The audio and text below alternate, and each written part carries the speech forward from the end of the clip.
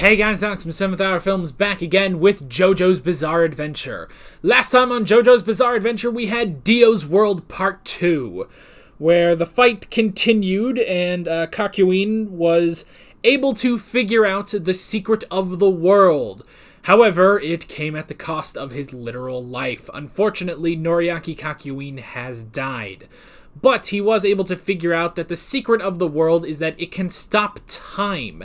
And he was able to relay that message to Joseph, who then continued on the fight and completely figured it out that Dio can stop time for only a few seconds. Unfortunately, we didn't get a huge, cool Joseph Joestar versus Dio fight, but that's okay. We did get Hamon, which was pretty great. So I like that there was use of Hamon against a vampire to some degree, and a good use of Hamon and Hermit Purple. However, Joseph basically was able to tell the secret of the world to Jotaro, who had just arrived. However, Dio stopped time and threw a knife at Joseph, and it hit like right here, and Joseph seems to be dead. I think it's going to take a bit more than that for Dio to kill Joseph, but we'll just have to see, honestly. So yeah, that it's possible Joseph may be dead, but now we have the fight we have been building to for 47 episodes, basically the entire part. Jotaro versus Dio, Star Platinum versus the world. Also, Polnareff is somewhere. We're not sure where Polnareff is, but he's somewhere. So yeah. This is it. This is the penultimate episode of Stardust Crusaders. However, I get the feeling that next episode is going to be more of an epilogue, which is totally fine. But yes, this is Dio's World Part 3. Oh boy, this is going to be pretty crazy, I'm sure. Like always, the reaction is down in the description and in the pinned comment for your viewing pleasure. So let's go ahead and get right into this episode of JoJo's Bizarre Adventure. Here we go.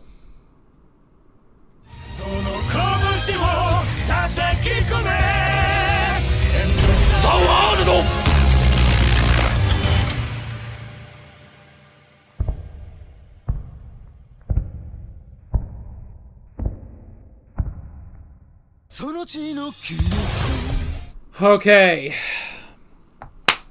That is Dio's World Part 3, which is not even the end. Jeez.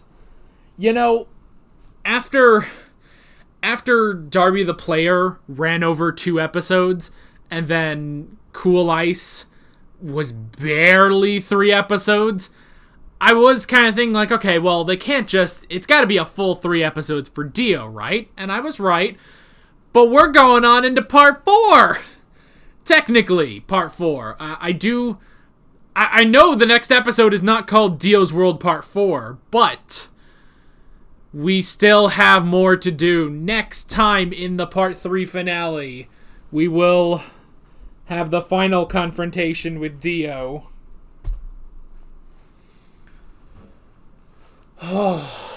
So, Jotaro versus Dio. Probably, I mean, let's be honest, and of course this would be probably one of the best fights in the entirety of Stardust Crusaders.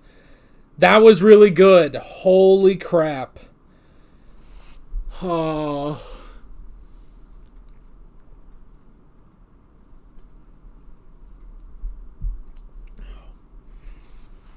Oh, man, oh, man. Oh, man, oh, man. So, a lot of stuff happened there. So much stuff. So much stuff. And finally, at the end, we are on to Final Form Dio. Now that he's had Joseph's blood. It means he's fully healed Jonathan's body. Jonathan's body now belongs to him. Completely.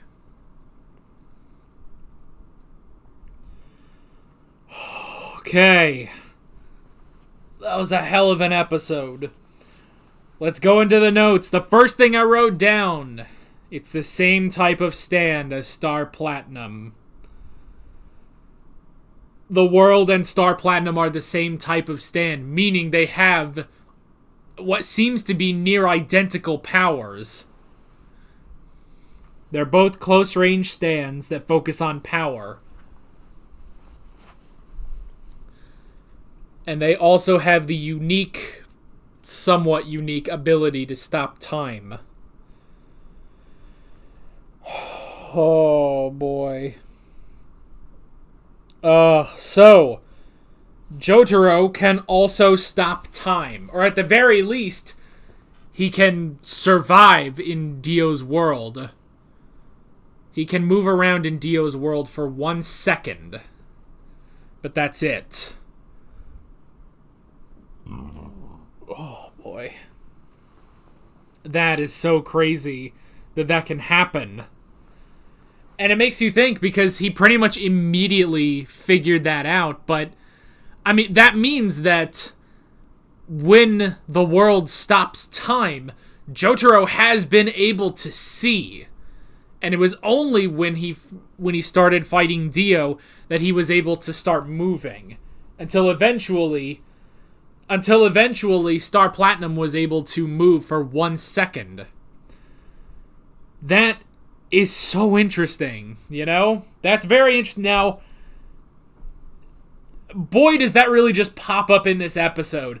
The slightest, and I mean slightest of hints that this is possible, that Jotaro can do this, is the parts of them saying that for 2 episodes they've said the world is very similar to Star Platinum, you know?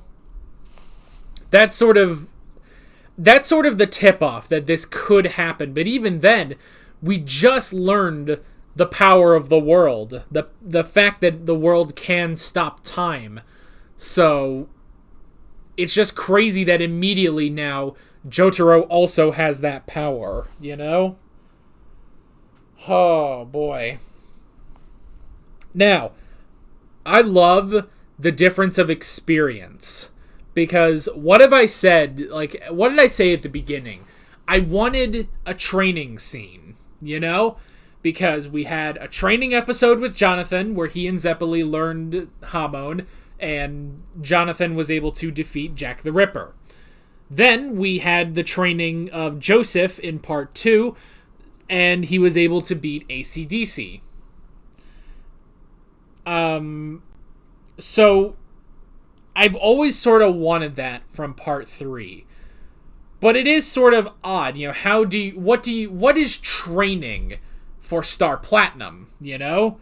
What is training for Star Platinum, you know? It kind of makes Star Platinum, it's made Star Platinum so OP. Because he is that strong, he's never had to train, he just is that strong, and Jotaro is that clever that he's able to beat his enemies without any real problems. You know, the most is maybe Anubis has been his toughest fight until Dio, you know? So, that's the thing. That's the thing, is that it just, I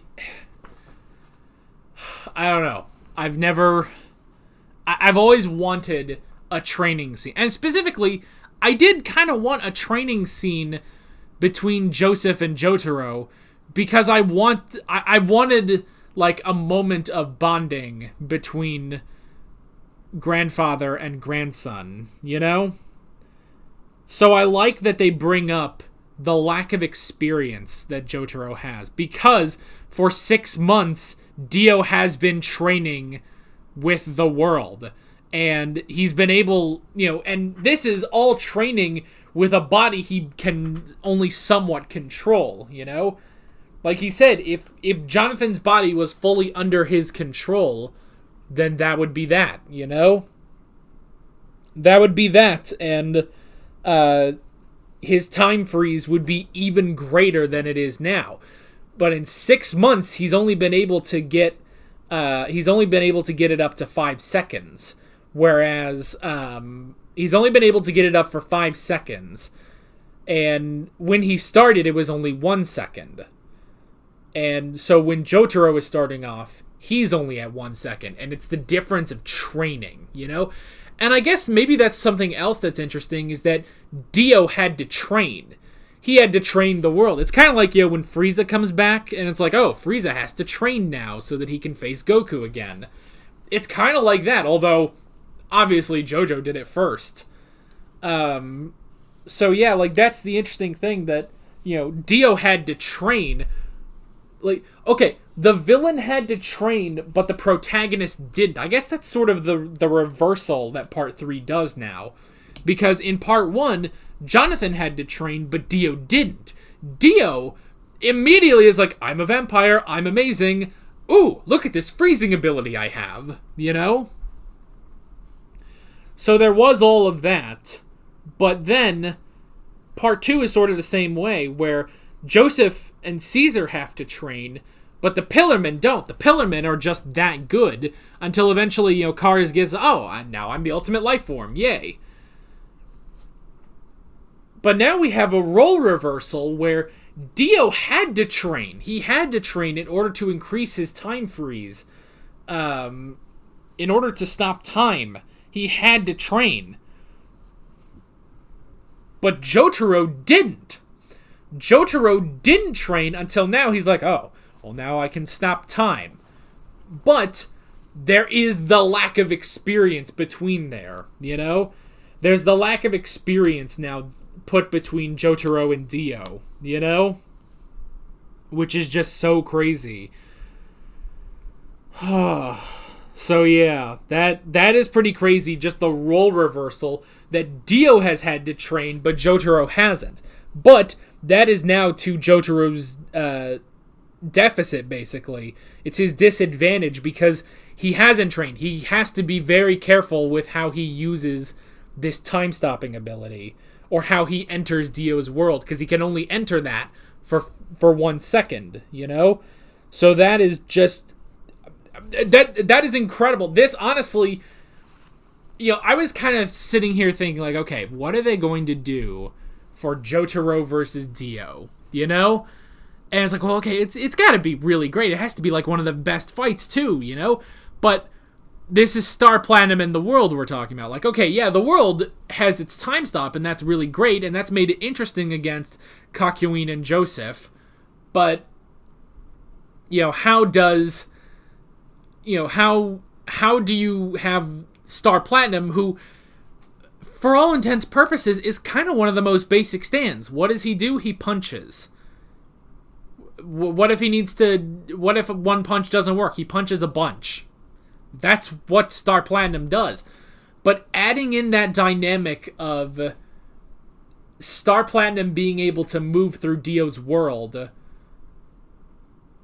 it adds a whole new dimension to the fight, It adds a whole new dimension to the fight that makes it so interesting. How does Jotaro win when everything is just too... How does Jotaro win with such a disadvantage? He has, I suppose it's technically a little bit less of a disadvantage than when, we thought he couldn't stop time, but still, he just has to be very clever about it, So yeah, so that, all very brilliant, very, very brilliant. We had the knives, which was interesting. I did like that. The whole thing with the knives, because again, the knives are very interesting, for Dio, who is already incredibly powerful as a vampire from everything we saw in Part 1, and that add on top of that all the power he gains with the world. And what's his main thing? He's throwing knives. He threw a knife at Joseph, and he threw knives at Jotaro. That's very interesting, because both times it's because he has to stay away from them. He had to throw the knife at Joseph because Joseph was covering himself in Hamon, so that would have hurt him. He had to throw knives at Jotaro because he knew he needed to stay out of Star Platinum's range, Mainly, he needed to stay out of Star Platinum's range because of his ability to enter Dio's world, you know? So the fact that this kind of comes down to throwing knives is very, very interesting, you know? And I like Jotaro anticipated that. He was like, okay, he's going to throw something at some point, you know? So he actually stuffed his clothes with magazines to catch knives, which is pretty interesting. Now, there was still bleeding. But I would imagine that was more, I would imagine, like, because he did stick, you know, he did cover himself in magazines, I would imagine it was more that the knives still somewhat pierced his skin. Not enough to kill him, but enough to bleed, you know? Which helps with Jotaro playing dead. But yeah. And it's interesting that, so it seems like the main way we're going about killing Dio is going to be crushing his head. If you kill his brain, that will be it.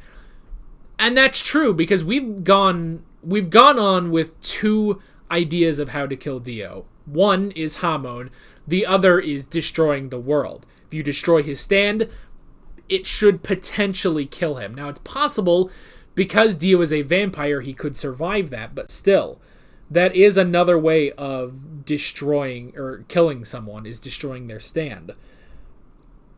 But it's interesting they're going more for the head, you know? They should have gone for the head. They're going more for the head angle of it. That sounds wrong. But it's interesting, especially because Polnareff did do that against Cool Ice, which was pretty interesting, but it didn't really work. He ended up having to use the sun. But he did stick his brain plenty of times, but I guess it just wasn't enough to completely eviscerate it. So if you kill... And I like that, you know, the idea is destroying Dio's brain, because that's the only part of him that's legitimately him, you know? I do kind of like that, because, you know, it makes sense that, you know, Hamon will destroy Jonathan's body now.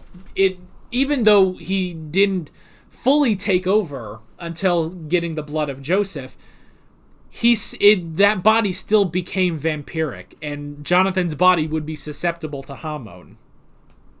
But, so I like the idea of going for the head, you know, and it's like what Joseph said last episode, you know, I'm reclaiming that body in the name of Granny Arena. You know, he wants to get Jonathan's body back, maybe to give it a proper burial or something, you know?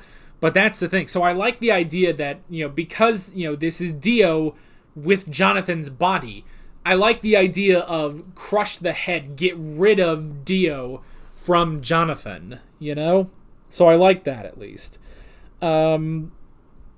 We had the whole thing of playing dead, which was interesting. Well, first off, you know, Polnareff coming in, I think that's good enough. I think that's good enough for Polnareff, because I was sitting here like, all right, you know, Jotaro versus Dio, let's go. Oh, also Polnareff is there. We'll see how he sort of factors in. I think that was just enough, you know? Polnareff going in, he tried to go for the kill, and but it just didn't end up working, you know? It just didn't end up working, he got knocked out. Honestly, I think that's enough, especially with how much he had to carry the fight, basically, with Cool Ice. I think that's good. I think that's a good way of... And especially, too, because Polnareff started the fight with Dio, you know? So I'd probably say, like, that's good. I don't know if Polnareff will come back, you know, to help with the killing blow, but that was a good use of Polnareff there. But then we had Jotaro playing dead, which was interesting, and just down to... He had to play dead in order to get Dio close enough so that he could strike his head, which was interesting. And that was the thing. He literally had to just play dead so that Dio would get closer.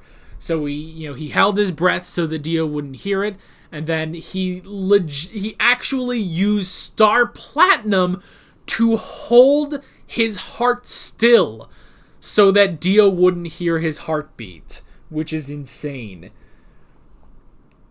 That is just so crazy that happened, that he used Star Platinum to hold his heart, which,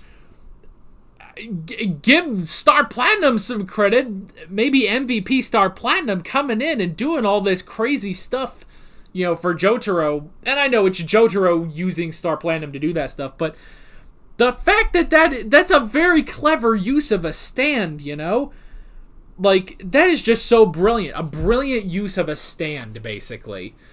Honestly, this entire fight with Dio has basically shown how incredible the concept of stands are, Like, I'm a believer. I've moved on from Hamon, although I really like Hamon, and I still love Joseph using Hamon and Hermit Purple. But that's the thing. I really do... Like, the way they have used their stance, this is such a brilliant fight. This may be, honestly, this is the best fight of Stardust Crusaders, hands down. And before it was Anubis, honestly, I think this is better than Anubis. This may be the new best episode, which, of course, that Anubis episode, Anubis Part 2, I put in the thumbnail, best episode, And it's still true, but... This, I think, has surpassed it, and this fight has surpassed the Anubis fight. And now we still have one episode left, but I'm going to say we've stuck the landing on Stardust Crusaders, For as much flack as I give this, and as much criticism as I have for Stardust Crusaders, this has been quite the impressive final battle, Like, this has honestly, it's surpassed... Okay, can I really say this? I think I can. That this has surpassed Part 1 and Part 2's final battles. I still think Part 1 and Part 2 are better than Stardust Crusaders, but I think this one has the best final battle. Now, we still have one more episode, but I think they're going to stick the landing on this one. So yeah. So, Playing Dead, that was all incredible. Just long enough to use Star Platinum to go in and strike his skull. And it's interesting, it basically takes time. It takes time to stop time, kind of. But yeah, like, he tried to activate it as quick as he could, but the problem was, as he was trying to activate, basically it activated, but Star Platinum used his 1 second in order to strike Dio completely, which was great. And that did some crazy damage. I mean, Dio was on the run, which was insane. Now, granted, that was still part of his plan, but Dio was on the run, which was just ridiculous, So, that was crazy. He was able to strike Dio so hard, it paralyzed him, But Dio, being clever as he is, he knew a car was coming, so he stopped time, grabbed onto the car, and tried to escape, So that was really, really good. Again, maybe one of the best fight we've had, maybe in all of JoJo. I don't know. This was such a really good fight, and just the creativity and how they've used all 4 stands that we have against the world is so amazing. So, yeah. But Dio started to escape. Also, by the way, look, I got that. I get that Dio can fly because he's a vampire. Can someone explain, though, how does Jotaro fly? Because it's not... Like, we've had instances, like, Yellow Temperance comes to mind when Jotaro used Star Platinum to jump off of the thing and grab onto the cable car. How can Jotaro fly? That's just... Because I would assume that Dio flying is more his vampire power than the world. So if anyone can just like sort of clear that, or it's just that they fly now and there's no real explanation. But I'm just sort of curious about it. Not really a criticism or anything, just sort of a little thing, just a question, really. I see I've spat on my notes. Great. But yes, Dio started to escape, and then he eventually... His grand plan, in case he got injured, was to make his way back to Joseph in order to drink his blood. And now he has ascended to final form Dio with what appeared to be green lipstick, which was interesting. But yes, Jonathan's body is now fully under his control. Oh, how can Jotaro win now? I mean, I guess if he can still... Even if he has Jonathan's body still under his control, honestly, it won't... All he's done is really healed his head. Now, how strong the world will be now, we don't know, but I suppose the goal is still to destroy his brain, which should kill him once and for all. So, yeah. But that's basically... I did not think we were going into a 4th episode of Dio, you know? And I know... Technically, next episode is not called Dio's World Part 4, but I thought it was just going to be an epilogue episode, but no, I guess it's going to be more like the end of the first 2 parts, where, especially in Part 1, where there was the penultimate episode was the true fight between Jonathan and Dio, and then the last sort of the last desperations of Dio and Jonathan on the boat. And then I guess even in Part 2, you had the continuing fight against cars until the last episode. So, yeah. So, next time it all ends, we have 1 more episode of Stardust Crusaders. Let's see. I'm pretty positive we're going to stick the landing on this one, but yeah. This has honestly been one of my favorite fights. It's made all of Stardust Crusaders worth it, honestly, So, this was amazing. I really loved it, and I can't wait to see where we're going in the final episode. So, yeah. With all that being said, I'm Alex from 7th Hour Films, and I will see you guys next time for the Stardust Crusaders finale. See you guys there.